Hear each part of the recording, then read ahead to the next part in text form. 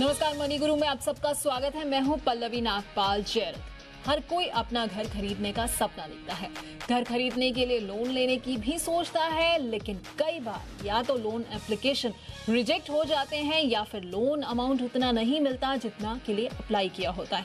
तो क्यों हो जाते हैं लोन एप्लीकेशन रिजेक्ट? आखिरकार होम लोन क्यों नहीं मिल पाता है? या लोन अगर आप अप्लाई कर रहे हैं तो किन किन बातों का जो है आपको ध्यान रखना चाहिए? इस तरह की तमाम बातें बताने के लिए हमारे साथ आज एक बेहद खास मेहमान जुड़ रहे हैं।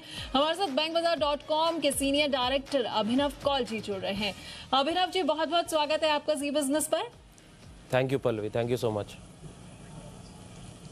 अभिनव जी, ये बताइए कि लोन जो है, होम लोन जो है, वो कितनी बड़ी टेंशन बन जाता है लोगों के लिए? क्योंकि जब भी कोई व्यक्ति ये सोचता है कि उसे होम लोन अप्लाई करना है तो उसको तमाम तरह की टेंशन होने लग जाती है। उसे लगता है कि पता नहीं मुझे उतना लोन मिल पाएगा या नहीं मिल पाएगा। आखिरकार ऐसा क्यों होता है? जी पल्लवी, देखिए, अगर वैसे देखा जाए तो होम लोन कोई बहुत बड़ी टेंशन की बात नहीं है। एक सिंपल लोन है। आपको सिर्फ ये समझना पड़ेगा कि कौन से पैरामीटर्स हैं जिसको आपको ध्यान में रखना पड़ेगा। इसके लिए अप्लाई करने के लिए थोड़ी सी हमको प्रिपरेशन करनी पड़ती है।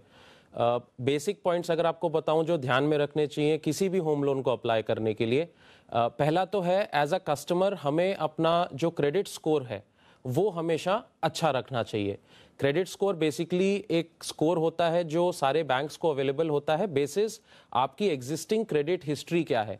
यदि आपके कोई और लोन चल रहे हैं या आपका कोई क्रेडिट कार्ड है तो उस पर आप टाइमली पेमेंट्स कर रहे हैं कि नहीं कर रहे हैं। ये काफ़ी बड़ा फैक्टर होता है किसी भी बैंक की क्रेडिट टीम को डिसाइड करने के लिए कि आपका जो लोन है वो आपको सैंक्शन होना चाहिए या नहीं होना चाहिए। दूसरी बात आपको बताता हूँ, अगर आपके लोन्स बहुत ज़्यादा हैं और आप एक होम लोन अप्लाई करना जा रहे हैं तो वो भी थोड़ा सा नेगेटिव देखा जाता है।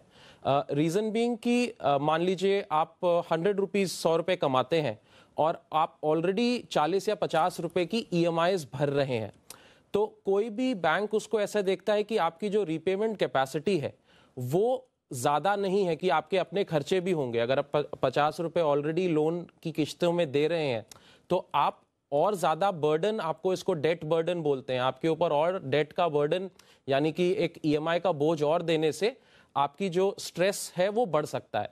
तो जितना हो सके अपने लोन्स को कंसोलिडेट करके रखें और कम से कम लोन्स लें तो आपको होम लोन मिलने में आसानी हो जाती है। तीसरा पॉइंट है कि यदि जी तीसरा पॉइंट है, ये तरीके जो हैं आपको बता रहे हैं अभिनव जी, जिसके जरिए आपको होम लोन मिलने में दिक्कत नहीं होगी। लेकिन अभिनव जी, बाकी बातों का भी हम रुख करेंगे, लेकिन सबसे पहले जरा लोगों को ये बताइए कि आखिरकार वो क्या बड़ी वजह है जिसकी वजह से होम लोन के एप्लीकेशंस जो होते हैं वो रिजेक्ट हो जाते हैं। सबसे पहले वो वजह बताइए। जी देखिए, रिजेक्शन के कई रीज़न हो सकते हैं। जैसा पहले मैंने बताया, आपका यदि ब्यूरो स्कोर या जो क्रेडिट स्कोर है वो एक सर्टेन नंबर के ऊपर नहीं है, 300 से 900 के बीच में ये स्कोर जाता है, तो आपका जो एप्लीकेशन है वो रिजेक्ट हो सकता है। यदि आप ज़्यादा किश्तें ऑलरेडी भर रहे हैं और आपके पास और किश्त भरने की गुंजाइश नहीं है तो रिजेक्ट हो जाता है। इसमें एक सोल्यूशन आपको और बताता हूं। अगर आप किसी को एप्लीकेंट के साथ अप्लाई करते हैं, मान लीजिए किसी की वाइफ हैं, वो वर्किंग है, या वो लेडी हैं, वो अपने हस्बैंड के साथ एज को एप्लीकेंट अप्लाई करते हैं, दोनों का जब इनकम क्लब हो जाता है तो ऑटोमेटिकली आपकी एलिजिबिलिटी जो है वो बढ़ जाती है। तो एक सॉल्यूशन है कि आप इसको एज को एप्लीकेंट अगर अप्लाई करें तो आपका रिजेक्शन के चांसेस जो हैं वो काफ़ी कम हो जाते हैं। बाकी और क्रेडिट रिलेटेड रीजंस होते हैं फॉर रिजेक्शंस। कई बार आपकी वेरिफिकेशंस जो हैं वो नेगेटिव आ जाती हैं। बाकी और 2-3 रीजंस हैं क्रेडिट के, आपकी इनकम बेसिस, आपके टेलीफोनिक वेरिफिकेशंस होती हैं। तो एक काफ़ी डिटेल्ड प्रोसेस होता है और इन 3-4 मेन रीजंस जो है वो मैंने आपको बताए हैं जिसके बेसिस पे लोन जो है आपका होम लोन रिजेक्ट हो सकता है। तो बिल्कुल, अगर आप चाहते हैं कि आपके होम लोन के एप्लीकेशंस जो हैं रिजेक्ट ना हो, तो आपको इन सभी बातों का ध्यान रखना होगा। जो भी आवेदन करते वक्त आपसे दस्तावेज मांगे जा रहे हैं, वो जरा ध्यान से पढ़िएगा कि क्या क्या दस्तावेज आपसे मांगे जा रहे हैं, उनको ध्यान से दीजिएगा, जिससे किसी भी तरह की दिक्कतें ना आए। अभिनव जी, अब वो जरा तरीके बता दीजिए जिससे होम लोन जो है वो मिलने का जो रास्ता है वो आसान हो जाए। हमें क्या क्या करना चाहिए जिससे कि एप्लीकेशन रिजेक्ट होने के चांसेस जो है वो बिल्कुल निल हो जाए? जी, जी।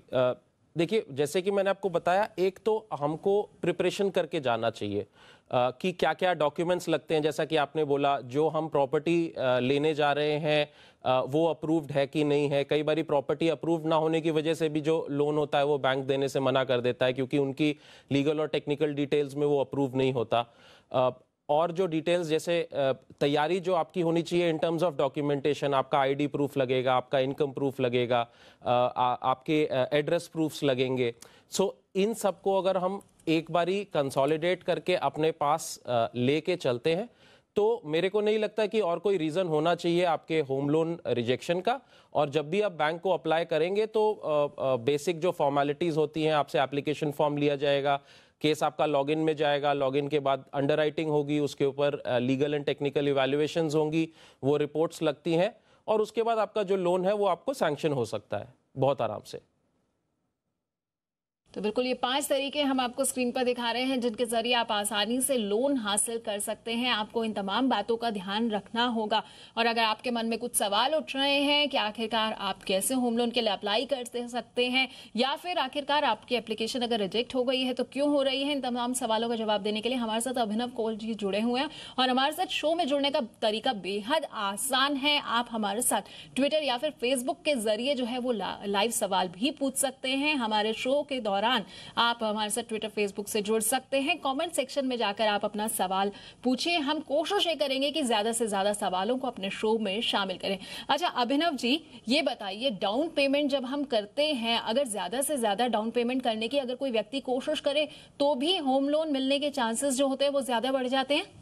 जी बिल्कुल, ठीक कहा आपने। देखिए, बेसिक जो डाउन पेमेंट है वो आपको 20% करना होता है अपफ्रंट।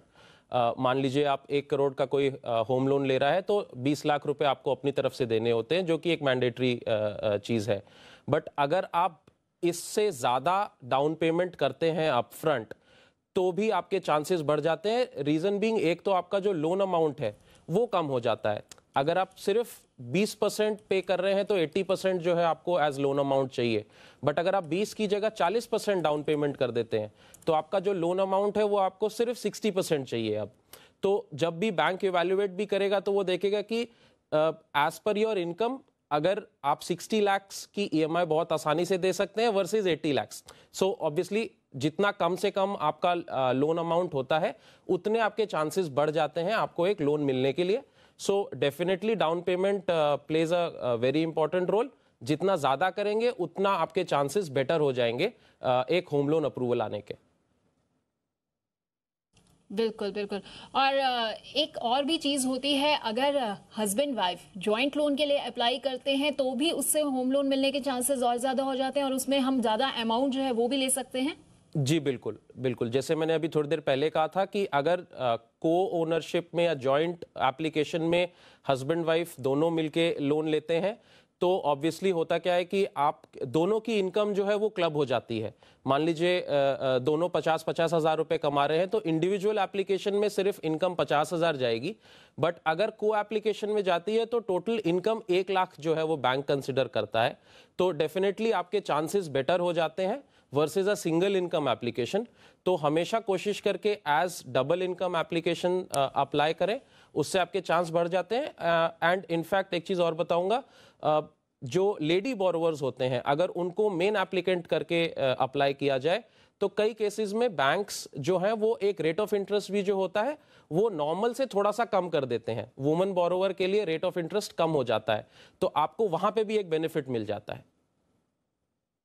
बिल्कुल, तो ये आपको बहुत अच्छी बात बताई है अभिनव जी ने कि अगर आप महिलाओं के साथ मिलकर जो है अपनी पत्नी के साथ या अपनी माँ के साथ मिलकर अगर होम लोन के लिए अप्लाई करेंगे तो आपके लिए बेहतर रहेगा। और अगर महिला जो है वो मेन एप्लीकेंट है तो कई बैंक ऐसी भी सुविधा देते हैं कि आपको नॉर्मल होम लोन का जो इंटरेस्ट ऑफ रेट लगता है उससे थोड़ा सा कुछ कम पे जो है वो आपको ब्याज चुकाना पड़ेगा। खैर, हम अब सवालों का सिलसिला भी अभिनव जी शुरू करना चाहेंगे। हमारे पास कई सवाल आए हुए हैं ईमेल के जरिए भी। सबसे पहले मैं हार्दिक चौधरी जी का सवाल लेना चाहूंगी। इनकी उम्र 27 साल है और ये बताते हैं कि इनकी कमाई जो है 70,000 रुपए प्रति महीना है। 25 लाख रुपए का फिलहाल इन्होंने होम लोन लिया हुआ है और सबवेंशन प्लान जो है उस पर इन्होंने होम लोन लिया हुआ है। इनकी ईएमआई जो है वो 2020 में शुरू होगी और अभी जो है फिलहाल 5,000 रुपए प्रति माह के हिसाब से ये ब्याज दे रहे हैं। तो ये जानना चाहते हैं कि आखिरकार ये अपना होम लोन जो है कैसे कम कर सकते हैं। श्योर जी, देखिए, एक तो सबवेंशन स्कीम के लिए मैं पहले बता देता हूं कि ये क्या स्कीम होती है। बेसिकली इस स्कीम में जो आपको एज अ कंज्यूमर एक ईएमआई हॉलिडे मिलता है। होता क्या है, आप एक 10 से 15% का अमाउंट दे करके अपना घर बुक करते हैं। ट्राईपार्टीट एग्रीमेंट होता है बैंक, बिल्डर और कस्टमर के बीच में, जिसमें कि बाकी जो इनकम, जो बाकी जो लोन अमाउंट जो डिस्पर्सल होता है वो बैंक जो है वो बिल्डर को करता है डायरेक्टली, और कंज्यूमर को for a period of time एक ईएमआई ब्रेक मिल जाता है। इस ड्यूरेशन में जो भी इंटरेस्ट कंपोनेंट होता है वो बिल्डर जो है वो बैंक को रीपे करता है। तो ये तो हो गई बेसिकली सबवेंशन स्कीम के बारे में बात। इसमें अपनी होम लोन ईएमआई जैसे कैसे कम कर सकते हैं। देखिए, सबसे इंपॉर्टेंट चीज जो किसी भी सबवेंशन स्कीम में होता है कि आपका जो प्रोजेक्ट है वो डिले नहीं होना चाहिए, क्योंकि अगर एक बार आपका प्रोजेक्ट डिले हो जाता है तो जो प्री ईएमआई का बर्डन है वो वापस से कंज्यूमर के पास आ जाता है। तो इस चीज का ये बहुत ध्यान रखें कि प्रोजेक्ट जो है वो ऑलरेडी अप्रूव्ड होना चाहिए जब भी अप्लाई करते हैं, ताकि कोई भी डिले ना हो, उसकी वजह से नुकसान हो सकता है। दूसरी चीज जो इसमें देखी जाती है अमूमन कि जो सबवेंशन स्कीम्स होती हैं उसमें थोड़ा सा कॉस्ट जो होता है वो जनरली इनबिल्ट होता है। डीलर जो आपकी तरफ से इंटरेस्ट पे करते हैं वो एक हायर कॉस्ट के थ्रू ऑलरेडी इनबिल्ट कर लेते हैं, तो एक उसका भी ध्यान रखें कि बहुत ज़्यादा हाई कॉस्ट ना हो जिसकी वजह से मुश्किल हो सकती है। तीसरी चीज़ जो ध्यान में रखने वाली है कि आपका जो ब्यूरो है या आपका जो क्रेडिट स्कोर है वो भी इम्पैक्ट होता है। यदि जो बिल्डर है वो जो प्रीएमआईज हैं वो बैंक को टाइम पे नहीं पे करता, तो एज अ कंज्यूमर आपको वहां पे लॉस होता है। बट ओवरऑल सबवेंशन स्कीम अच्छी है यदि आपका प्रोजेक्ट जो है वो डिले नहीं हो रहा, आपने अपना ड्यू डिलिजेंस पूरा कर लिया है कि डिले के बिना ये प्रोजेक्ट लॉन्च होगा और आपको पोजीशन टाइम पे मिलेगा, तो डेफिनेटली इनको जो है उसके थ्रू जाना चाहिए। नहीं तो जैसे आपने बताया इनकी अच्छी खासी इनकम है, रेगुलर प्लान में शिफ्ट कर जाएं और उस इनकम को कहीं पे इन्वेस्ट करें ताकि इन फ्यूचर ये अपने लोन को जो है प्रीपे कर सके। जितनी जल्दी उस अमाउंट को यूज करके लोन को प्रीपे करेंगे उतना इनका इंटरेस्ट पोर्शन कम हो जाएगा। तो हार्दिक जी, सबवेंशन स्कीम आपके लिए बिल्कुल सही रहेगी अगर आपका बिल्डर किसी तरह का डिले नहीं कर रहा है। खैर, एक और कॉलर भी हमारे साथ जुड़ गए हैं। हमारे साथ हरकिशन लाल जी जुड़े हैं। बहुत बहुत स्वागत है आपका हरकिशन लाल जी। जी नमस्कार, मैं बोकारो झारखंड से बोल रहा हूँ और एक रिटायर्ड सेल एम्प्लॉय हूँ। जी मेरा प्रश्न ये था कि होम लोन अगर 60 महीने का लेता तो 9% लगता और 62 महीने का लिया तो 9.5% उन्होंने चार्ज किया, मान लिया जाए। और जब फ्लोटिंग रेट पे लिया तो रेट घटता चला गया। मैंने कहा कि आप हमारा ईएमआई कम कर दीजिए, तो एसबीआई ने कहा कि हम ईएमआई कम नहीं करेंगे, आपका पीरियड मंथ कम कर देंगे, 56-57 मंथ में एडजस्ट कर देंगे। तो मैंने कहा तब तो आपको 9% के हिसाब से शुरू से लेना होगा। उन्होंने कहा नहीं, ऐसा नहीं, आपने 9.5 पे लिया था। अरे जब 60 महीने के लिए 9% लगता था, आप उससे कम में मेरा वसूल लेंगे तो मुझे शुरू से 9% लगना चाहिए। जी बिल्कुल। तो अभिनव जी, क्या जवाब देना चाहेंगे आप हरकिशन लाल जी की परेशानी का? जी, जहाँ तक मैं इनका सवाल समझ पाया हूँ, ये एक फ्लोटिंग रेट पे है आज की डेट में, और जो मार्केट में रेट ऊपर या नीचे घट या बढ़ रहा है, उसके हिसाब से इनका जो टेन्योर है वो बैंक चेंज कर रहे हैं। तो इनको बताना चाहूँगा, होता एक्चुअली मार्केट में ऐसा ही है, जब भी आपका रेट घटता या बढ़ता है उसमें आपकी ईएमआई को चेंज नहीं किया जाता, क्योंकि ईएमआई हर बारी चेंज करना एक बहुत बड़ा ऑपरेशनल हैसल भी होता है, बैंक्स के लिए कॉस्ट भी इन्वॉल्व होती है। तो इसमें आपके टेन्योर को या तो ज़्यादा किया जाता है या कम किया जाता है। अगर सेम इंटरेस्ट पे आपका जो टेन्योर है वो कम कर दिया जाएगा तो ऑब्वियसली आपका ओवरऑल जो आउटफ्लो है वो कम हो जाएगा। तो किसी भी मार्केट रिलेटेड फ्लोटिंग रेट के फ्लक्चुएशन को काउंटर करने के लिए हमेशा जो होता है वो टेन्योर घटाया या बढ़ाया जाता है। तो जो बैंक इनको कह रहे हैं वो बिल्कुल ठीक कह रहे हैं। यदि ईएमआई चेंज होती है तो वो एक अलग टर्म है, उसको लोन रिस्ट्रक्चरिंग बोला जाता है, बट वो एक बिल्कुल ही अलग टॉपिक है। जो यहाँ पे हम जो बात कर रहे हैं वो market related up and down जो होम लोन के रेट्स होते हैं उसमें हमेशा जो है वो टेन्योर को ही चेंज करके उसको जो बेनिफिट है वो कंज्यूमर को पास किया जाता है। तो हरकिशन जी, आपके लिए जो बैंक कह रहा है वो ठीक कह रहा है। आप टेन्योर आपका कम हो रहा है तो आपके लिए बेनिफिशियल ही है वो एंड ऑफ द डे। तो बिल्कुल, अगर आपको ईएमआई जो है कम वक्त के लिए चुकानी होगी तो ये आपके लिए फायदा ही रहेगा हरकिशन लाल जी। खैर, कुछ सवाल जो है हमारे पास फेसबुक के जरिए भी आए हुए हैं, अभिनव जी वो भी शामिल कर लेते हैं। हमारे पास अरविंद कुमार वर्मा का सवाल आया हुआ है। इनकी उम्र 44 साल है और ये रेलवे में काम करते हैं। ये जानना चाहते हैं कि इन्होंने पहले एक प्लॉट खरीदा था लेकिन उसके अगेंस्ट जो है इन्होंने कोई लोन नहीं लिया हुआ था। अब ये एक होम लोन लेना चाहते हैं रेलवे के जरिए ही, तो क्या ये मुमकिन है? जी बिल्कुल, अगर प्लॉट जो है अगर इनके नाम पे है और ये होम लोन लेना चाहते हैं तो इसमें इनको ऐसी कोई सच दिक्कत नहीं आनी चाहिए, जब तक कि इनके डॉक्यूमेंटेशन और इनकी इनकम जो है उसको जस्टिफाई करती है। ये कंस्ट्रक्शन बेस्ड लोन होगा, क्योंकि जैसा आपने बताया प्लॉट के ऊपर घर बनाना चाह रहे हैं, तो डॉक्यूमेंटेशन इनकी जो है वो बेसिक डॉक्यूमेंटेशन लगेगी, ID proof, income proof, address proof वगैरह, और साथ में जो प्लॉट है वो प्लॉट का टाइटल क्लियर होना चाहिए, प्लॉट इनके नाम पे होना चाहिए, और बेसिक एलिजिबिलिटी के हिसाब से जो भी इनकी ईएमआई बनती है उसके हिसाब से इनको बिल्कुल एक होम लोन मिल सकता है। तो उम्मीद करते हैं अरविंद जी आपको आपके सवाल का जवाब जो है वो मिल गया होगा। एक सवाल और है यतिन मेहता का, ये जानना चाहते हैं कि अगर कोई प्रोजेक्ट जो है वो रेरा के अंतर्गत अगर रजिस्टर्ड नहीं है तो क्या होम लोन की सब्सिडी मिलने में किसी तरह की दिक्कत आएगी? जी देखिए, इसमें जो बेसिक है कि अगर रेरा के अंडर नहीं है तो सब्सिडी बेसिकली आपको जो इंटरेस्ट और प्रिंसिपल कंपोनेंट पे जो डिडक्शंस मिलते हैं वहाँ पे आपका ऐसा कोई इम्पैक्ट नहीं आता है अगर रेरा के अंडर रजिस्टर्ड नहीं है। वैसे तो आज की डेट में उसको मैंडेटरी कर दिया गया है काफ़ी जगह पे कि आपको जितने भी नए बिल्डर प्रोजेक्ट्स हैं वो रेरा के अंडर आने ही चाहिए। जी बिल्कुल, तो उम्मीद करते हैं यतिन जी कि जो सवाल का जवाब आप जानना चाह रहे थे वो भी आपको मिल चुका होगा। अच्छा, हम बात जो कर रहे थे अपने सपनों के घर की, आपने कई तरह की बातें जो है वो हमें बताई, लेकिन अब कुछ और चीजें जो हैं वो हमारे दर्शकों को बताएं कि मौजूदा कर्ज जो होता है वो कितनी बड़ी मुश्किलें खड़ी कर सकता है अगर कोई होम लोन लेना चाहता है। क्या अगर मेरे ऊपर मौजूदा कर्ज अगर 3-4 ऑलरेडी चल रहे हैं, 3-4 लोन मैंने लिए हुए हैं, तो क्या उससे भी किसी तरह की दिक्कत आ सकती है एक नया लोन लेने में, होम लोन लेने में? जी बिल्कुल आ सकती है। ये सारा डिपेंड करता है कि आपकी जो इनकम है वो कितनी है वर्सेस आपका जो ईएमआईज या लोन का आउटफ्लो है वो कितना है। इसमें एक बैंकिंग में टर्म होती है fixed obligation to income ratio, कि आपकी इनकम के हिसाब से आपके कितनी ऑब्लिगेशंस हैं जो आपको मंथली आउटफ्लो में जा रही हैं।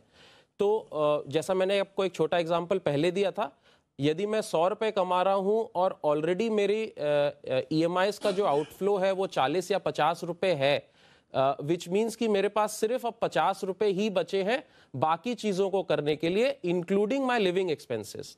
तो जितना ज़्यादा आपका ऑलरेडी कर्ज होगा उतना उसको नेगेटिव देखा जाता है। एक क्रेडिट अंडरराइटर की नज़रों से अगर मैं देखूं तो मुझे लगेगा कि इनके पास थोड़ा सा ओवर लिवरेज्ड होने के चांसेस हैं। ओवर लिवरेज मतलब कि आप जितना कमा रहे हैं उससे ज़्यादा आप स्पेंड कर रहे हैं, तो डेफिनेटली एक मुश्किल हो सकती है ऐसे केसेस में। तो हमेशा हम ये सलाह देते हैं कस्टमर्स को कि जहां तक आपके लोन्स हैं कम से कम लोन्स लें, कंसोलिडेट करें अपने लोन्स को, छोटे मोटे ज़्यादा लोन ना लें, क्योंकि होम लोन एक काफ़ी इम्पॉर्टेंट और काफ़ी महत्वपूर्ण लोन होता है किसी भी इंसान के जीवन में। तो कम से कम कर्ज रखें ताकि आप होम लोन में ज़्यादा आगे जाके अपनी ईएमआईज पे कर सकें। और क्रेडिट स्कोर का कितना बड़ा रोल रहता है होम लोन अगर हमें चाहिए उसके लिए? जी बिल्कुल, इम्पॉर्टेंट क्वेश्चन है काफ़ी। जो क्रेडिट स्कोर है वो काफ़ी ज़्यादा डिफाइन करता है कि आपको जो लोन है वो मिल सकता है कि नहीं मिल सकता है। बेसिकली क्रेडिट स्कोर होता क्या है, आपके पास्ट जितने भी आपने लोन लिए हैं उसके ऊपर आपके कैसे ट्रांजैक्शंस हैं, आपने उसमें समय पे ईएमआईज दी हैं कि नहीं है, कहीं उसके ऊपर कोई लेट पेमेंट चार्जेस तो नहीं है, कहीं आप ईएमआईज डिले करके तो नहीं दे रहे हैं। तो ये सारा कुछ कंसोलिडेट करके एक आपका इंडिविजुअल का एक स्कोर निकाला जाता है जो कि बेसिकली 300 से 900 के बीच में होता है। अच्छा स्कोर अगर मैं कहूँ तो 750 के ऊपर एक अच्छा स्कोर माना जाता है। जितना इससे नीचे होगा उतना आपको मुश्किल आएगी कोई भी लोन मिलने में, क्योंकि इट शोज कि आपकी जो रीपेमेंट कैपेसिटी या जो रीपेमेंट हिस्ट्री है वो बहुत अच्छी नहीं रही है पीछे के टाइम पे। तो कोई भी बैंक या फाइनेंशियल इंस्टीट्यूशन ऐसे व्यक्ति को नया लोन देने में हमेशा हिचकिचाएगा, और या तो आपका लोन अमाउंट रिस्ट्रिक्ट हो जाएगा या और बिल्कुल लोन आपका ओवरऑल कंप्लीटली रिजेक्ट भी हो सकता है।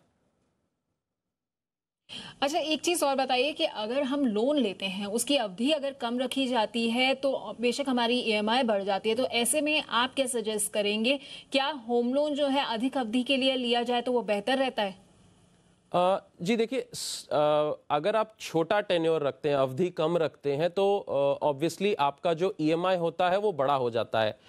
20 साल का लोन लेंगे या 30 साल का लोन लेंगे, दोनों में 10 साल का डिफरेंस है मान लीजिए, तो 20 साल के लोन की ईएमआई जो होगी वो बेशक से ज़्यादा होगी। अब अगेन बैंक्स कैसा देखते हैं इसको कि आपकी इनकम वर्सेस ईएमआई पेमेंट की कैपेसिटी कैसी है। तो ज़्यादा करके अगर आप टेन्योर थोड़ा सा लंबा रखते हैं, ईएमआई को कम रखते हैं, तो उसको थोड़ा सा एक कंफर्ट फैक्टर माना जाता है। तो अगर आप स्टार्ट करते समय थोड़ा सा एक्सटेंड करके टेन्योर को लेते हैं तो ईएमआई आपकी कम होगी और थोड़ा सा आपको उसका बेनिफिट भी मिल सकता है, क्योंकि छोटी ईएमआई पे वर्सेस आपका जो इनकम है वो ज़्यादा बेटर सेट हो जाती है।